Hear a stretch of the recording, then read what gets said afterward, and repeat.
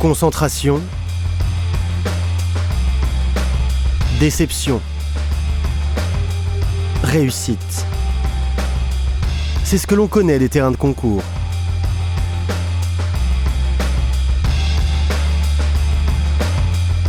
L'effort, l'exploit, le sport, c'est ce que l'on vous montre à la télé.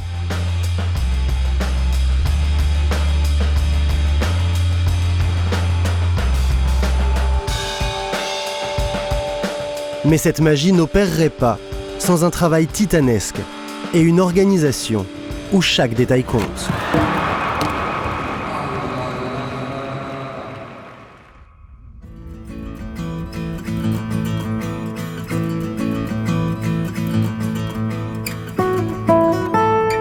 C'est près de Bruxelles que nous ouvrons la porte des coulisses de ce haut niveau si exigeant. Dans les écuries Stefex à Wolvertem, tout a l'air calme. Mais à l'intérieur comme à l'extérieur, un ballet incessant de chevaux. Avant d'entrer en piste, les cavaliers s'entraînent ensemble. Un système né du rêve d'un seul homme, Stéphane Conter. J'avais été voir les Jeux mondiaux en 90. Et j'avais vu ces grands cavaliers comme Ludger Beerbohm, toute l'équipe Schockemuller, Slotag, ils étaient tout un groupe. Et je me souviens, j'étais dans une tribune avec 2-3 copains, on regardait l'épreuve, et j'étais petit marchand de chevaux à l'époque. Et je disais, les gars, un jour, moi j'aurai comme ce mec-là, j'aurai une série de cavaliers 5 étoiles au top niveau, ça c'est mon rêve. Un rêve devenu réalité. L'écurie Stefex brille sur les plus beaux terrains de concours du monde, notamment grâce à son meilleur représentant, l'Allemand Daniel Deusser, ici depuis 3 ans.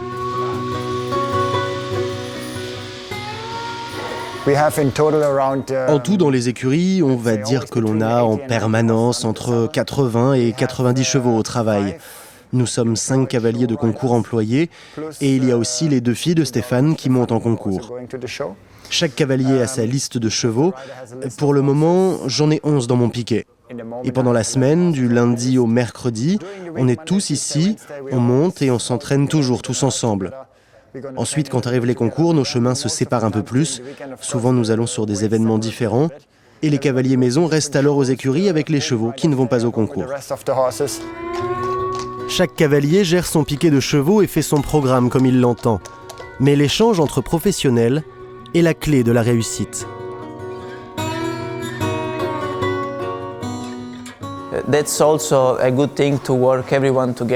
C'est une très bonne chose de travailler tous ensemble, d'essayer de s'entraider quand on a des problèmes avec un cheval, de tester des différentes méthodes et par exemple, quand j'ai besoin d'aide avant une grosse échéance, je n'hésite pas à demander à Daniel.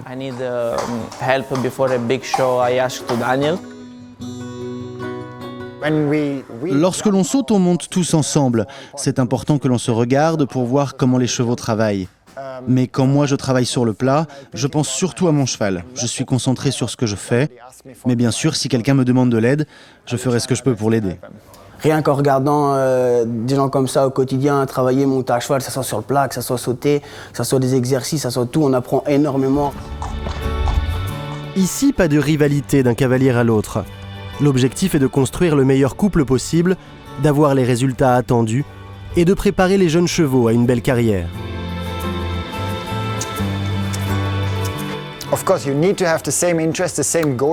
Bien sûr, on doit avoir les mêmes intérêts, les mêmes buts tous ensemble, car parfois il faut que l'on s'échange des chevaux.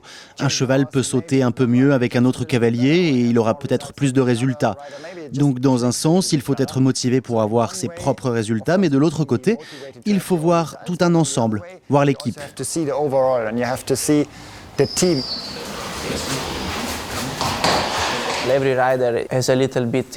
Chaque cavalier a bien sûr des affinités, un type de cheval qu'il préfère. Mais c'est mal de stopper la carrière d'un cheval seulement parce qu'on est jaloux de le voir avec un autre. Il faut être ouvert d'esprit. Ça nous fait progresser et on intègre des nouvelles méthodes de travail.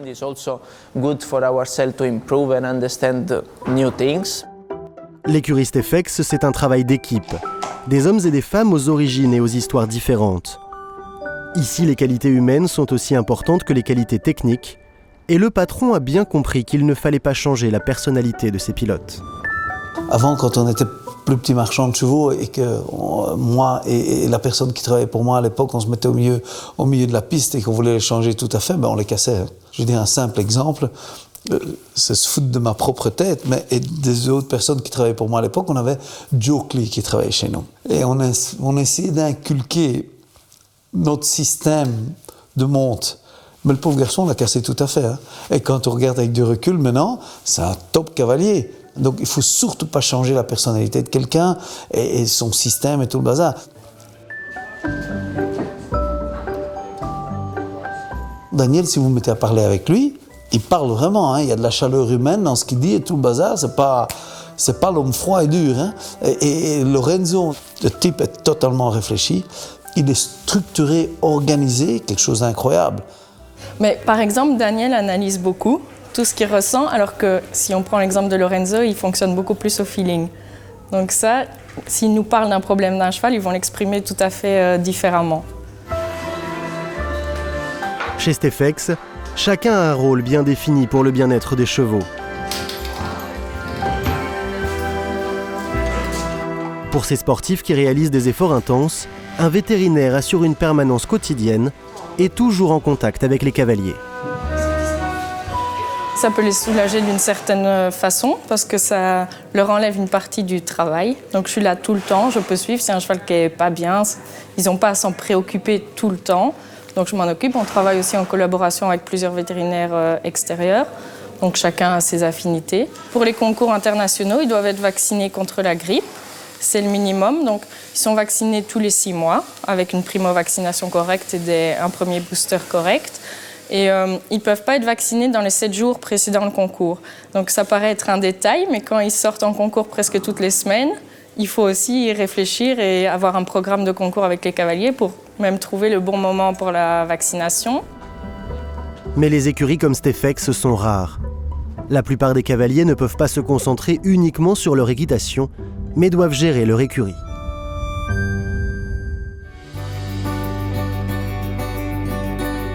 Près de Bordeaux, à Pompignac, Olivier Robert prépare un déplacement aux États-Unis. Et le cavalier français est vraiment sur tous les fronts. On est un petit peu bousculé. J'ai fait une machine de blanc ce matin. La machine de blanc est ressortie un petit peu différente, c'est-à-dire rose. Mais l'important ce jour-là, c'est d'emmener sa meilleure jument, Quenelle Dupy, chez son vétérinaire, à 1 heure de route.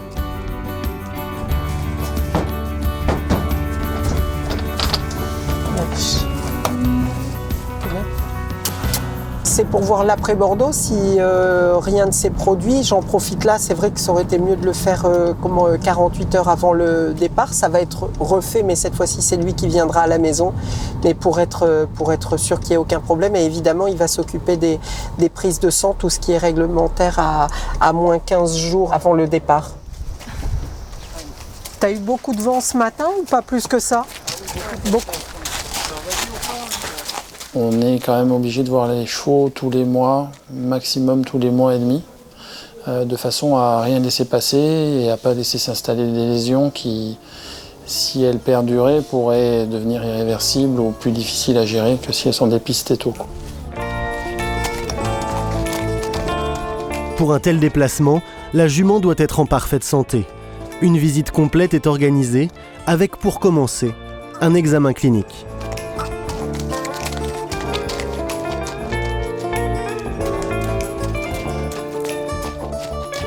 Le médical pourrait anticiper des semi-problèmes, des choses qui se mettent en place. Pour moi, c'est obligatoire. Mais c'est même mental pour nous.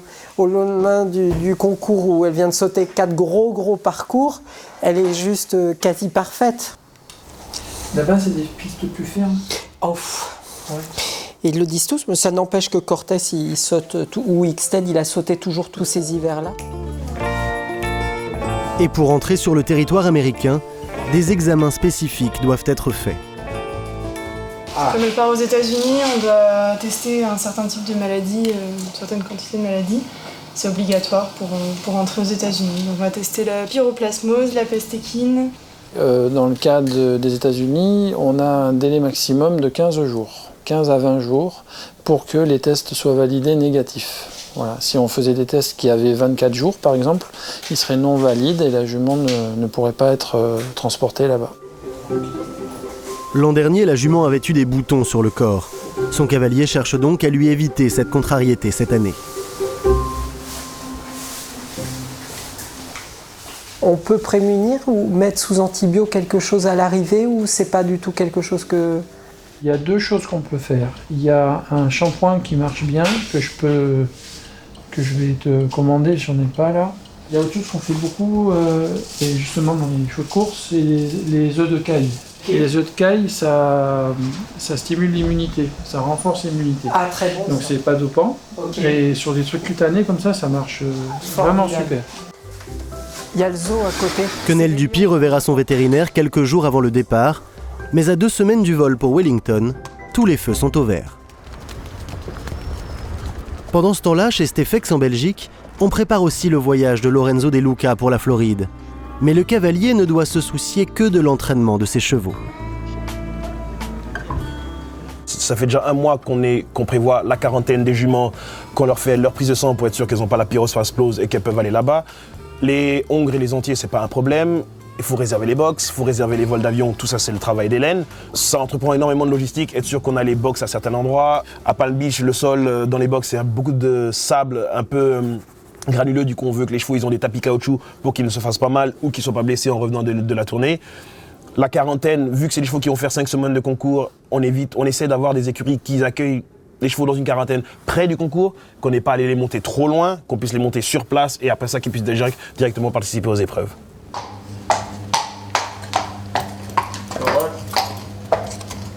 The people at the office and our grooms, they're really... Les gens du bureau, comme nos grooms, font partie à 100% des succès. Parce qu'avec tout ça, on peut vraiment se concentrer sur notre équitation et faire nos plannings avec Stéphane. Tout le monde ici, au bureau ou dans les écuries, organise le reste.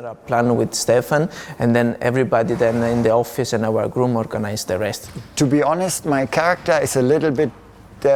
Pour être honnête, mon caractère me conduirait plutôt à préférer une petite écurie où tout est calme et où je pourrais monter seul pour me concentrer vraiment sur le travail de mes chevaux. Mais d'un autre côté, la situation que j'ai ici est vraiment excellente. Ça fonctionne vraiment bien et on communique parfaitement avec Stéphane. Et tout est ici en fait, c'est un environnement idéal pour travailler. Des travaux sont en cours et ça devient donc de plus en plus grand. Et on a donc de plus en plus d'espace pour travailler. Alors dans ce sens, ça me plaît vraiment d'être ici et je pense que je vais continuer encore un bon petit moment. I think I'm going to continue that way for quite a long time, yeah.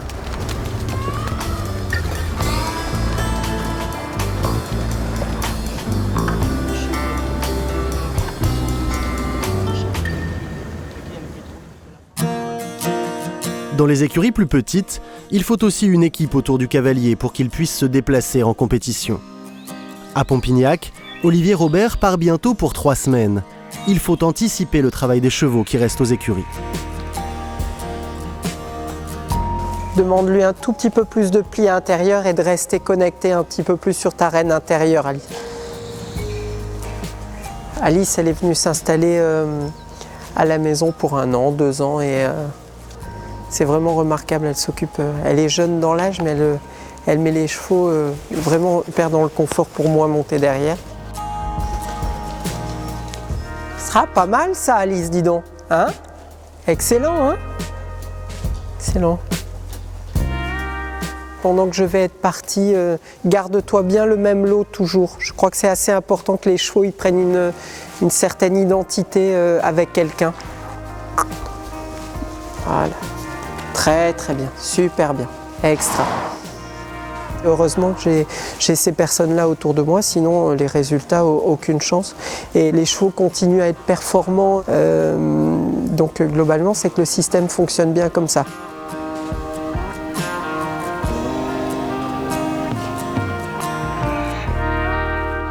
Ils ont ordre de m'envoyer des SMS tous les jours, le midi, pour me dire que l'écurie est bien fermée et que tout est OK, et le soir, que tout le monde est en bonne santé. On va rester bien sûr en contact. Je pense que même lui, il a besoin de garder un pied ici, et c'est important en plus qu'il soit rassuré, je pense, sur ce qui se passe ici pour vivre le plus sereinement possible sa compétition là-bas. C'est compliqué d'être en concours et d'entendre le problème qu'il manque du copeau, qu'il manque le foin n'est pas arrivé ou quoi que ce soit. Donc quand même, quand vous faites ce sport-là, vous voulez être dégagé de certaines de ces activités. Alors ce sont des gens qui sont payés au SMIC, voire un petit peu plus. C'est certainement pas assez par rapport au travail et aux responsabilités qu'ils ont. Il en reste 28 à la maison. On est bien sécurisé par le personnel qui reste, mais quand même c'est pas rien. Et il faut que quand on rentre le week-end d'après, on soit performant avec les autres ou que ça tienne la route. Partir plusieurs semaines implique une organisation bien rodée et procure du stress. Mais les tournées de début de saison profitent aux chevaux. Les chevaux qui se retrouvent pendant 15 jours, 3 semaines au même endroit, si le corps suit pour faire 3 week-ends d'affilée comme ça au même endroit, on sécurise les choses, on sécurise les chevaux aussi sur la hauteur, on sécurise les chevaux sur le mental. Ils font du concours un petit peu comme s'ils étaient à la maison. Et avouez quand même qu'on les fait bien progresser comme ça. Je suis vraiment pour ce système-là. C'est une tournée, mais c'est une tournée de haut niveau. On parle de faire 2 concours 5 étoiles et un CSIO. On parle de vrai sport. Le vrai sport, les concours 5 étoiles réservés aux meilleurs cavaliers du monde. Tous les week-ends, chevaux et cavaliers se retrouvent et s'affrontent. Et tous les organisateurs ont la même envie, attirer les leaders de la discipline. Chaque année, de plus en plus de concours hippiques sont inscrits au calendrier international. Il arrive même que 2 événements aient lieu en même temps. Et leur nombre ne cesse de croître. Stéphane Conter s'installe plusieurs semaines de suite sur la côte belge, à Knokke-le-Zout, pour organiser son concours. C'est pour lui une façon de faire monter ses cavaliers à un meilleur niveau, mais aussi de faire bouger le classement mondial.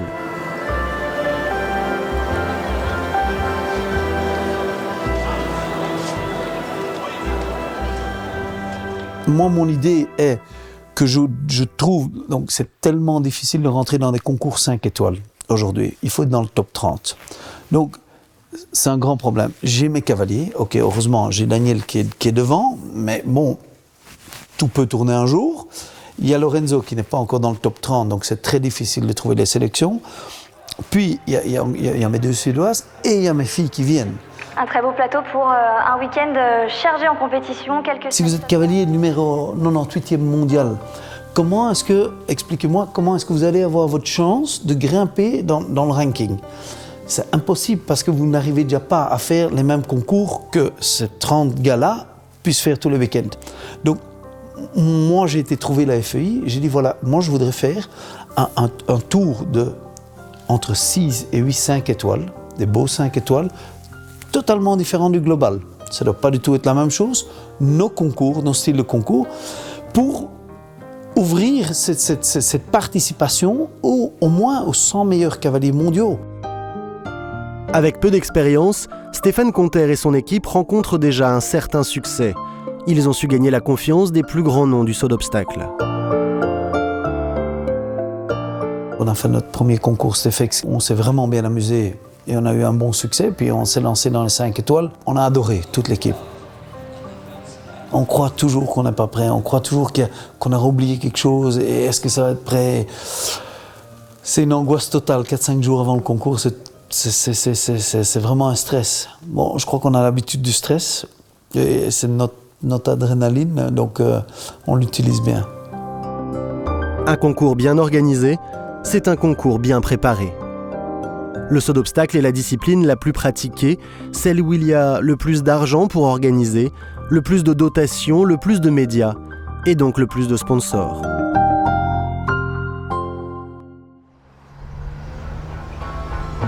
Après le saut d'obstacle, c'est l'endurance qui compte le plus grand nombre d'engagements. Mais un monde sépare les 2 disciplines. En début de saison, Fontainebleau est l'une des courses les plus chères à organiser en France. On est loin des millions du Global Champions Tour. Ici, le budget de l'organisation est de 120 000 €. Les sponsors privés sont quasiment inexistants. Seule la communauté de communes subventionne. Le département et la région ne donnent plus un centime. On finance avec les engagements Et puis on a développé évidemment autour de notre épreuve des activités annexes. Vous voyez au bout de la carrière, on a des temps de VIP, on a des clients VIP et ça on a développé parce que c'est absolument important. Parfois nos budgets sont à l'équilibre à 1000 ou 2000 euros près. Toute la semaine là c'est très compliqué, on se lève très tôt, on se couche très tard, parfois on ne dort pas. Toute l'année on prépare, on a des dossiers administratifs très lourds à gérer. On est quasiment organisé comme une société, on a une organisation professionnelle avec des cahiers des charges, aussi des contrats avec des prestataires. On fait travailler finalement beaucoup de professionnels pour des professionnels, tout en étant bénévoles et associatifs. Alors ça c'est compliqué. Des fois on se demande nous-mêmes ce qui nous tient, c'est la passion. Essaye de la mettre au niveau de... Ah mince. Faut pas que... Non mais... Non, de la lisse.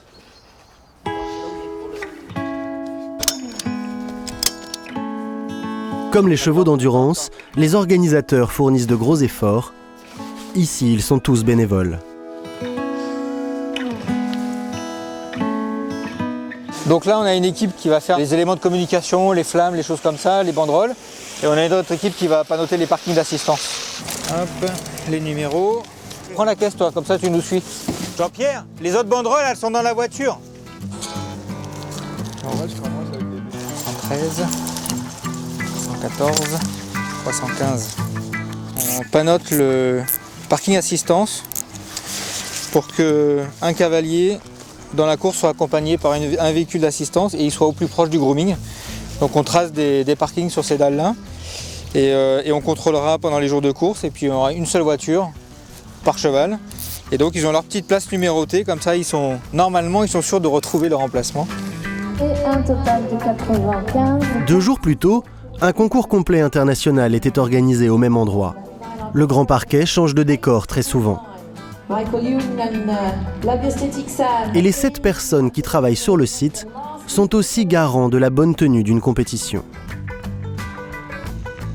On profite d'une période qui est de plus en plus courte, mais globalement entre le mois de décembre et la période de mi-février pour pouvoir améliorer le site, modifier par exemple sur le terrain. On a fait pas mal de modifications sur le terrain d'honneur et c'est aussi pour proposer des nouveautés aux cavaliers, proposer des nouveautés aux chefs de piste. Ça permet de faire des tracés aussi différents, d'utiliser le site en lui-même, mais les terrains en herbe par exemple différemment.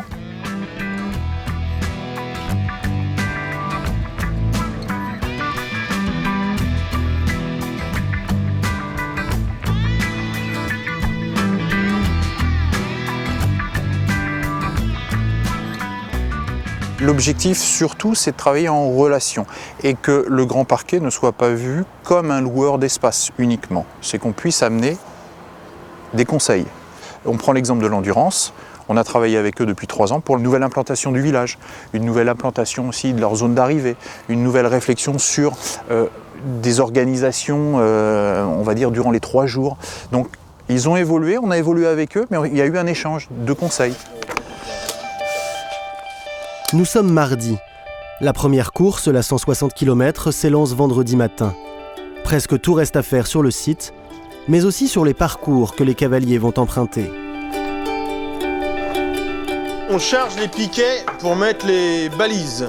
Pour que la course se déroule bien, les traceurs ont une mission très importante. Alors le balisage, déjà c'est des panneaux d'indication pour dire aux cavaliers qui sont sur le bon parcours, la bonne couleur par rapport à la distance qu'il faut qu'ils fassent. Donc là on arrive à une intersection où il va falloir qu'on balise l'intersection dans plusieurs sens parce qu'il y a un croisement là avec les panneaux. À chaque couleur correspond une boucle du parcours et interdiction de sortir des tracés. Et donc là on met du plâtre où les cavaliers n'ont pas le droit d'aller. La forêt de Fontainebleau est un espace protégé, très surveillé. Dans la forêt de Fontainebleau, on a des passages obligatoires. On ne peut pas choisir n'importe quel chemin. Donc nous sommes la première fois allés voir l'ONF, on leur a dit on veut organiser une course d'endurance. Ils ont dit voilà, qu'est-ce que c'est ? Ben voilà, ce sont des parcours dans la forêt. Et ils nous ont dit globalement, écoutez, vous pouvez passer là, là vous pouvez pas passer, là vous pouvez passer, là vous pouvez pas passer. On a fait une proposition et on a corrigé petit à petit. Nous n'imposons rien, nous proposons et l'ONF dispose. Et certains passages empruntés le jour de la course sont parfois surprenants. Alors les chevaux passent ici, ils peuvent très bien passer monter, ou alors le cavalier descend et se met à côté de son cheval, à pied bien sûr. C'est lui qui juge.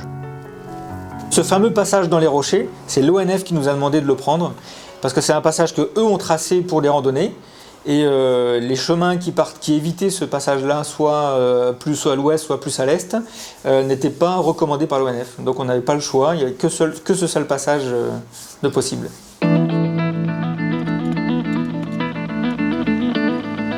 On regarde s'il n'y a pas d'arbres qui sont en travers, s'il n'y a pas de grosses branches, tout ça. On regarde la qualité du terrain, voir si c'est pas trop pourri non plus. Et après, le jour de la course, on va dire une demi-heure devant les premiers cavaliers, on ouvre pour voir s'il n'y a pas de problème de branches, d'arbres et de débalisage. Sur le parcours, les passages de route sont particulièrement importants à gérer. Et c'est à l'organisation de tout prévoir. Ça, c'est un des fichiers les plus critiques pour les jours de course, c'est le fichier de sécurité des points route. Toutes les traversées de route ont été symbolisées, ont été marquées sur ce fichier, et chaque boucle avec les horaires correspond à une couleur. Donc par exemple, on voit que le premier passage de 7h à 7h45, la D301 route Clémentine, va être contrôlé par 2 gardes de Soissons. 100% des voitures s'arrêtent et ne posent aucun problème. Alors que si vous mettez un bénévole sur ces points-là, c'est pas la même histoire. Gilles et ses équipes travaillent depuis des mois. Plus le départ approche et plus la tension monte. Fontainebleau est une course très disputée en début de saison. On a les équipes nationales qui viennent en nombre, on a plus de 15 cavaliers suisses, plus de 15 cavaliers belges, on a quasiment une vingtaine de cavaliers espagnols, on a 8 cavaliers du Bahreïn qui viennent, donc ils sont très représentés aussi sur la grosse épreuve, la CU 3 étoiles. Et donc pour eux, il y a des enjeux importants, c'est probablement de qualifier des chevaux pour la fin de l'année, les championnats du monde. Il y a souvent une concertation, une demande et un échange entre moi-même et les organisateurs et entre la fédération au sens général du terme et les organisateurs. Parfois, on est un peu obligé d'accepter les conditions parce qu'il faut quand même jamais perdre de vue que les organisateurs...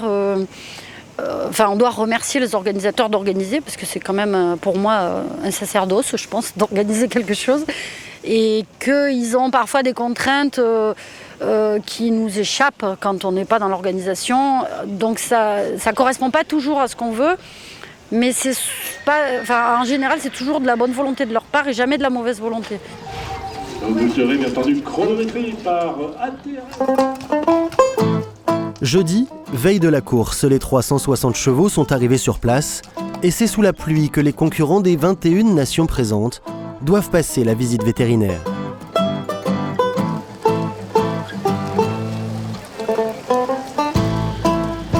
Entre 4 cardiaques, pli de peau 1, muqueuse oculaire A,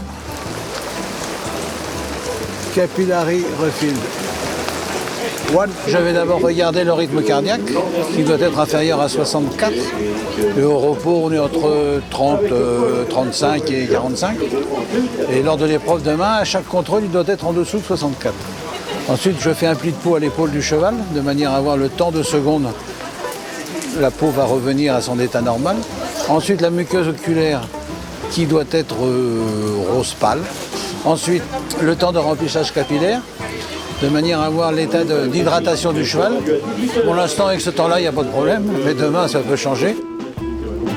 Après les trottings, tous les chevaux sont autorisés à prendre le départ. À l'arrivée d'une 160 km, environ la moitié ira jusqu'à la ligne d'arrivée. Mais il faudra faire avec une météo un peu capricieuse. Dans la forêt, globalement, il n'y a pas de risque. Les terrains sont essentiellement des pistes sablonneuses, avec un terrain qui se tient très très bien. Et puis nous avons une petite partie de plaine sur la première boucle du matin, la boucle jaune, où là nous avons plusieurs kilomètres en plaine. Alors là, c'est sûr que la plaine n'aura pas absorbé cette eau, que les terrains vont être glissants. Mais je crois que tout le monde, tous ces cavaliers qui sont inscrits chez nous, ne sont pas des débutants, sont des niveaux 90, 120 et 160 km, où les cavaliers sont plutôt habitués à gérer ce genre de problématiques ou de difficultés. Quel que soit le temps, la préparation est très importante avant une échéance.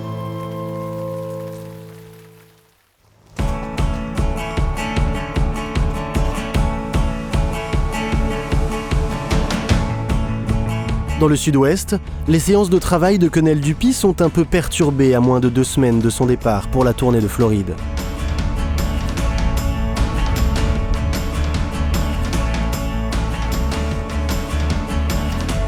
Normalement, elle est à la mer. Et là, alerte orange sur toute la côte atlantique. Donc, ça sera reporté à, on va dire, demain ou après-demain. A priori, plus après-demain.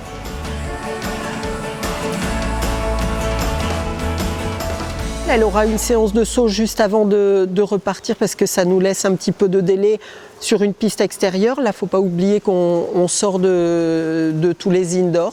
Il est évident que les 2 jours qui vont précéder, elle va quand même bien fonctionner avant de monter dans l'avion.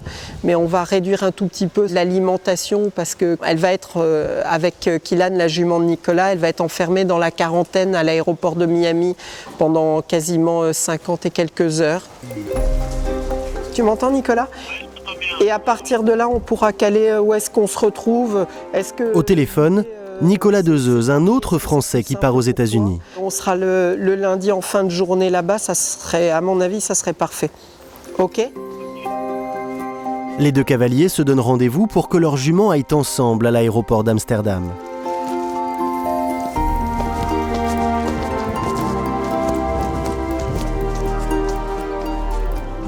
Tout est calé, on sait qu'il faut qu'on y soit pour le lundi matin qui précède le CSIO, c'est-à-dire à partir du 1er mars. Donc ça nous laisse un petit peu de jeu. Alors ce qu'il faut savoir, c'est que évidemment les compagnies aériennes, c'est comme nous quand on prend un billet d'avion, c'est plus ou moins cher tel jour ou tel jour. Et donc en fait, notre intermédiaire qui s'occupe de ça organise ces choses pour trouver ce qu'il y a de mieux financièrement.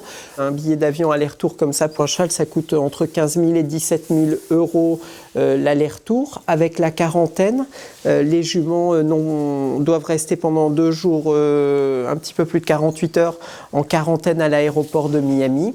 Et voilà, donc ils essaient de se battre. S'ils arrivent à gagner 2-3 000 euros suivant tel ou tel jour, ils l'organisent pour nous. Jusqu'au départ, Audrey, la groom d'Olivier, ne quittera plus la jument des yeux.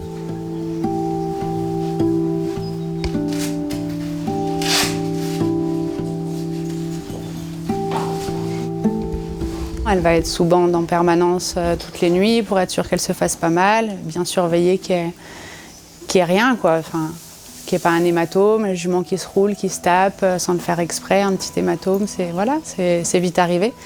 Donc ouais, un petit peu plus de surveillance quand même.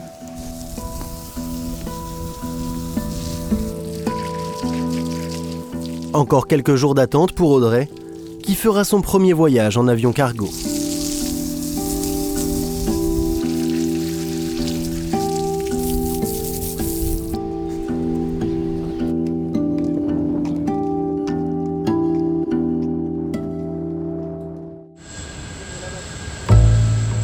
Les chevaux font aujourd'hui des milliers de kilomètres pour concourir partout sur la planète.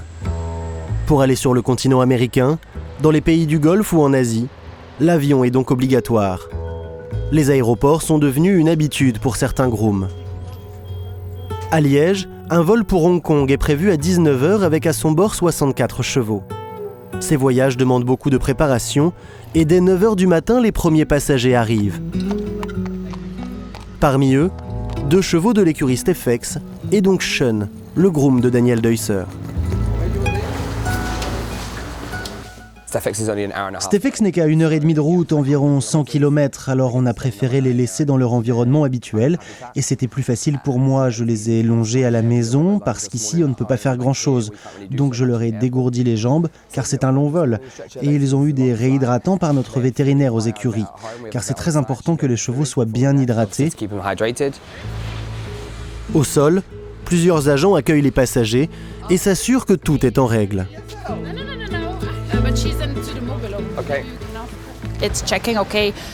Il s'agit de vérifier ce qui concerne les chevaux, combien sont-ils, leur nom, savoir s'il y a des équipements ou non.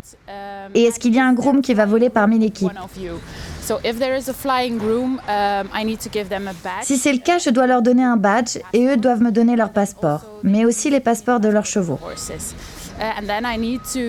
J'apporte ensuite ces documents à notre mobil-home où ma collègue travaille.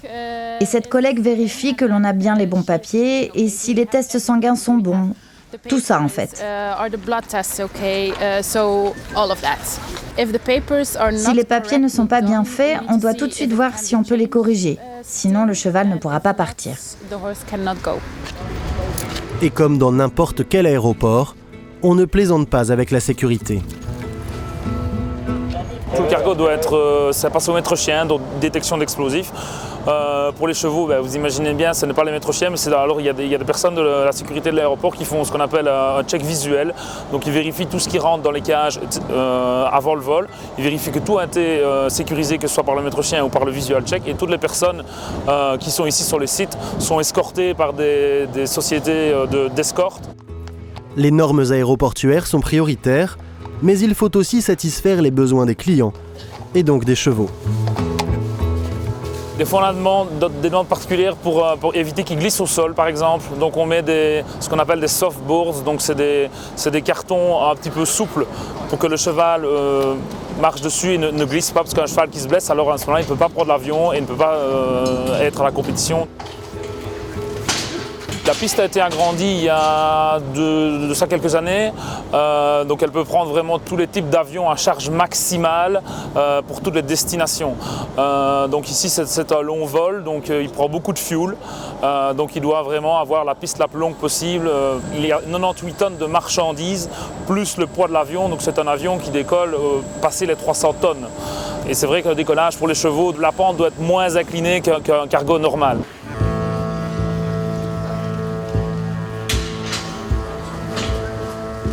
Et dans les écuries éphémères, les chevaux sont détendus. On doit vérifier beaucoup de choses sur l'état de santé de ces chevaux. On doit s'assurer que leur température est normale. On doit les inspecter pour voir qu'ils n'ont aucun signe d'infection, comme le nez qui coule par exemple. On doit vérifier qu'ils mangent bien. Beaucoup de chevaux volent en avion sans vétérinaire, mais pour ces grosses compétitions, il y a un veto à bord, juste au cas où il y a un problème. Les chevaux doivent être en condition pour concourir, donc je suis là au cas où ils s'énervent vraiment ou s'ils tombent malades pendant le voyage pour traiter avant d'arriver. Parce que plus tôt vous soignez le cheval, plus vite il ira mieux. Encore quelques heures de patience avant le départ pour Hong Kong.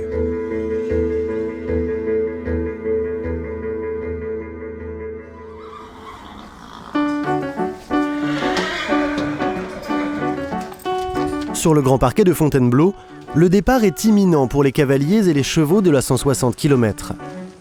Les premiers cavaliers s'élancent au petit matin, à 7h pile.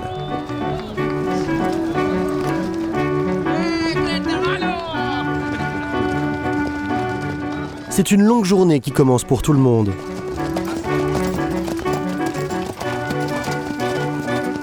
Marc s'est levé bien avant 5h du matin et à la fin de la première boucle, ce membre de l'organisation attend aussi sa fille, cavalière.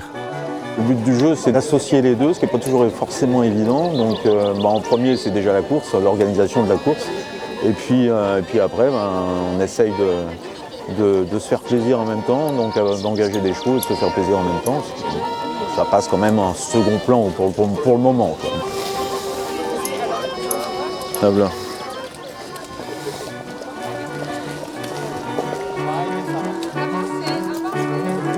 Pas facile d'être partout à la fois.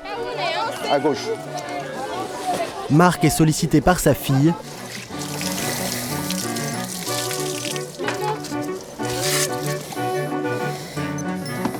Oui, on y va, 58. C'est un très bon cœur. C'est déjà bien, on gagne beaucoup de temps. Mais ne doit pas perdre de vue l'organisation de la course. Bah oui, c'est pas logique que j'y aille. C'est là.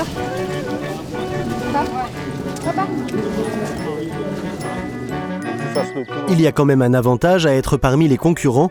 Il peut vérifier de l'intérieur que les règles sont respectées dans les zones de grooming, de trotting et de repos. Toutes les tentes doivent être des tentes ouvertes, c'est-à-dire qu'on n'a pas le droit de mettre des côtés ou des choses comme ça si on utilise une tente, de façon à éviter que les chevaux soient cachés du visuel des juges. Ça évite d'éventuelles tricheries, donc c'est assez facile entre guillemets techniquement à mettre en place. Je dis entre guillemets parce qu'évidemment c'est des contraintes budgétaires et de personnel. Ça, c'est sûr qu'il faut des gens pour faire ça. Sur le site, il faut avoir l'œil. Certains concurrents se sont installés où il ne faut pas. Et sur la course, Marc arrive sur un point d'assistance.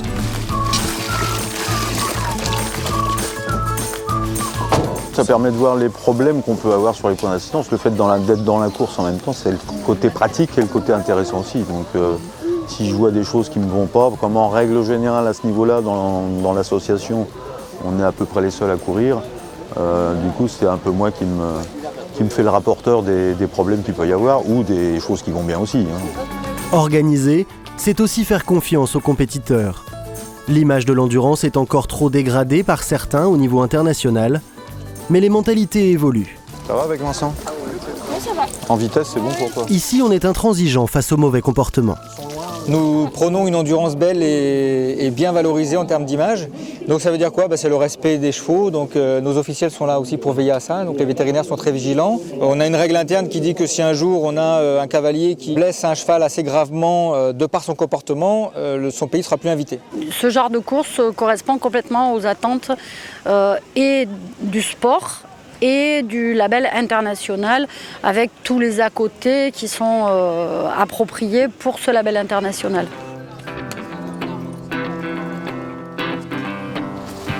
Et jusqu'au bout, il n'y aura aucun problème à déplorer.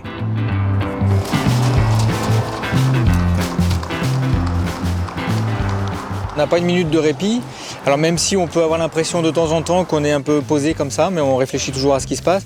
Les cavaliers sont sur la piste, donc on ne peut pas se relâcher. On est là pour eux, le travail doit être assuré jusqu'au bout, donc les points de sécurité des routes, les prestations des officiels, les prestataires, et nous, l'ensemble des bénévoles, l'organisation, on est là pour eux, donc jusqu'au bout, il n'y a pas de répit. Même si parfois on a l'impression que c'est un joyeux bazar, l'endurance grandit et les organisations se structurent.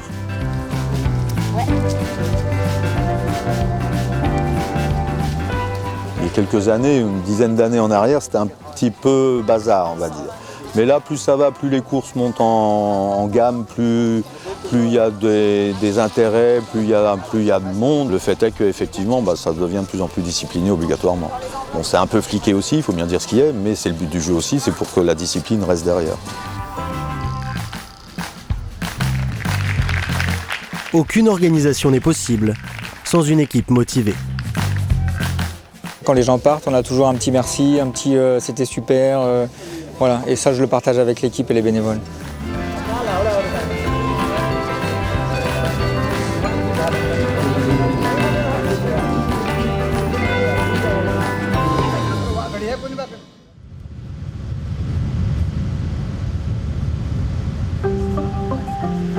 À l'aéroport de Liège, l'avion cargo est prêt.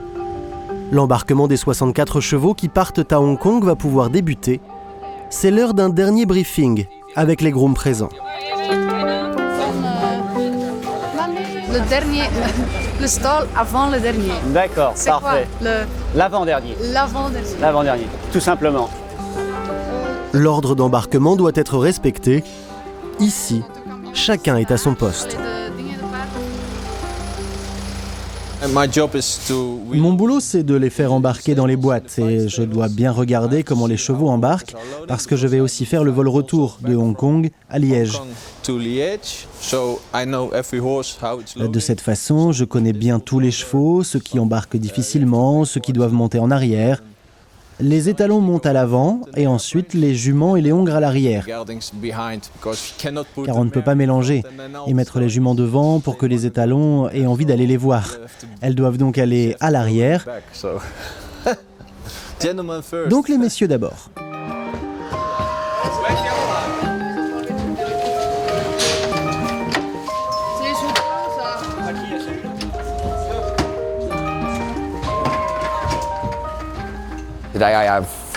Aujourd'hui, j'en ai un qui vole pour la première fois. Il n'a que 9 ans, mais je suis assez confiant. Il est très facile de caractère à la maison et en concours, donc tout devrait bien se passer. J'espère que tout va bien se passer. OK? Are you sure? OK. I don't know if it's going to load. Et en effet, les 2 chevaux de Sean montent sans aucune difficulté.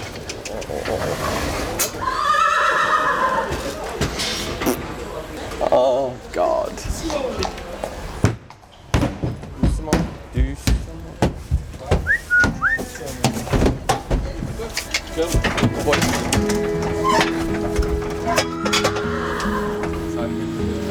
Mais certains habitués sont toujours réticents, comme Argento, l'étalon de John Whittaker.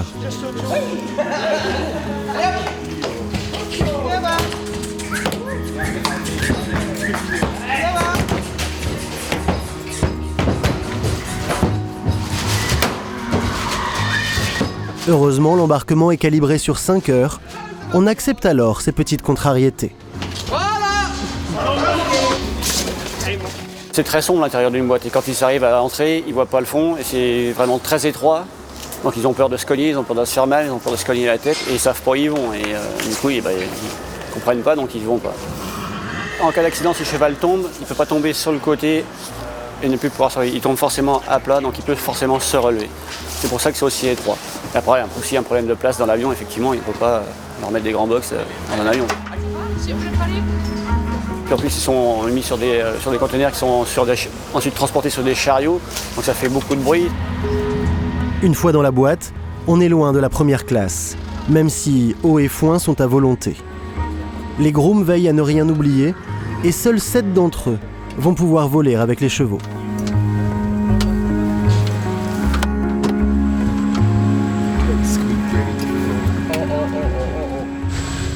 Ici, il y a quand même 9 personnes qui accompagnent les chevaux, donc il y a toute une procédure qui se met en place pour permettre ça de façon le plus rapide possible et surtout pour que les passagers restent toujours à tout moment avec leurs chevaux. Ce qui est primordial pour eux, c'est qu'ils ne veulent pas laisser leurs chevaux ici passer au terminal, donc le check-in est un peu adapté. On a accès aux chevaux jusqu'au décollage. À partir du moment où le décollage commence, on n'a pas accès aux chevaux. On peut aller les voir aussitôt après, alors, une fois que l'avion a atteint son altitude. Et pendant le voyage, régulièrement, on retourne voir les chevaux pour les nourrir, surveiller qu'ils n'aient pas trop chaud ou trop froid et mettre de l'eau. Ça se passe vraiment pas mal. Mais le dernier voyage de Calgary, le retour, il y a un cheval qui, effectivement, au bout de 3 heures de vol, il a commencé les vols calmement, au bout de 3 heures, il s'est mis à stresser. Pendant 5 heures, on est passé dans la boîte avec lui à le tenir pendant 5 heures. C'est plus agréable pour moi parce que moi, je surveille mes chevaux. Après, c'est effectivement bien plus fatigant que de prendre un vol commercial et d'attendre que ça se passe, quoi. Voler avec des chevaux, ça va, mais les autres grooms sont partis il y a 2 jours déjà, donc là, ils n'ont pas de chevaux sur place, ils font la fête, et on s'occupe même des chevaux de certains. Donc pour ce vol, j'aurais préféré ne pas voler avec les chevaux. Mais bon, c'est comme ça et ça va.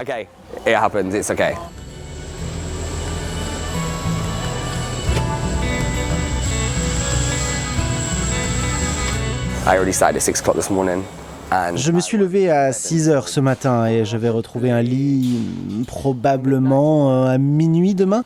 Ça va dépendre de l'heure à laquelle on atterrit. Normalement, c'est 17h30, heure de Hong Kong. Mais bon, on ne peut pas laisser les chevaux comme ça alors qu'ils auront passé plus de 16 heures dans l'avion. Il faudra rester avec eux, être sûr que tout va bien. Donc oui, ça va être des journées assez longues. Après une journée dans les box, 5 heures d'embarquement et plus de 10 heures de vol, les premiers embarqués seront aussi les derniers à sortir de ces boîtes. C'est surtout le lendemain qu'on les voit fatigués et raides. Là, ils en ont vraiment marre d'être enfermés parce que c'est quand même sombre. Et puis c'est très long, donc ils n'ont aucune pensée, c'est descendre. Descendre et pouvoir aller se rouler dans leur box. Mais Hong Kong est encore loin. Et les chevaux n'auront que 3 jours pour éliminer les courbatures avant d'entrer sur la piste. À haut niveau, la performance n'arrive jamais par hasard. Elle est toujours le fruit d'un travail de tous les jours en coulisses. Qu'ils soient organisateurs comme Stéphane ou Gilles, cavaliers comme Olivier, Daniel ou Lorenzo, ou encore grooms comme Sean. Quels que soient leurs moyens ou leurs méthodes, ils travaillent tous en quête d'excellence.